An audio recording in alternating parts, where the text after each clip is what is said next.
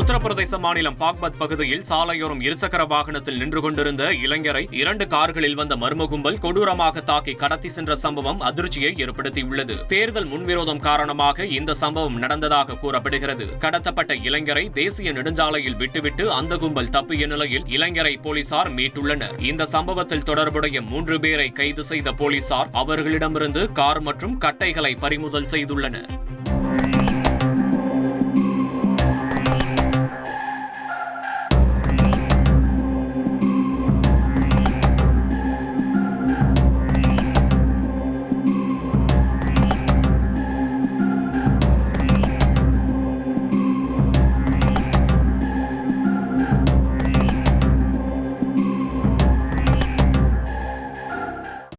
ஹரியானாவில் வீட்டிற்குள் புகுந்த கால்நடைகளால் பொதுமக்கள் கடும் அவதியடைந்தனர். ஹரியானா மாநிலம் ஃபரிதாபாத் பகுதியில் உள்ள தபுவா காலனியில் தெருவில் சுற்றித் திரிந்த 2 கால்நடைகள் திடீரென அருகில் உள்ள வீட்டினுள்ளே புகுந்து அங்கிருந்த பொருட்களை சேதப்படுத்தியது. தொடர்ந்து வீட்டின் படுக்கை அறையினுள் சென்று படுக்கையின் மீது ஏறி 2 மணி நேரமாக கால்நடைகள் நகராமல் அதிலேயே நின்றதால் வீட்டிலிருந்த பெண் ஒருவர் அச்சமடைந்து பீரோவிற்குள் ஒளிந்து கொண்டார். இதனையடுத்து அக்கம்பக்கத்தினர் நீண்ட நேரம் போராடி கால்நடைகளை விரட்டினர்.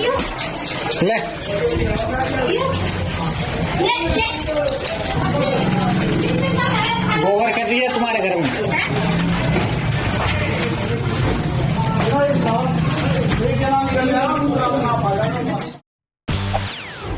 செய்திகளை உடனுக்குடன் தெரிந்து கொள்ள உடனே சப்ஸ்கிரைப் பண்ணுங்க.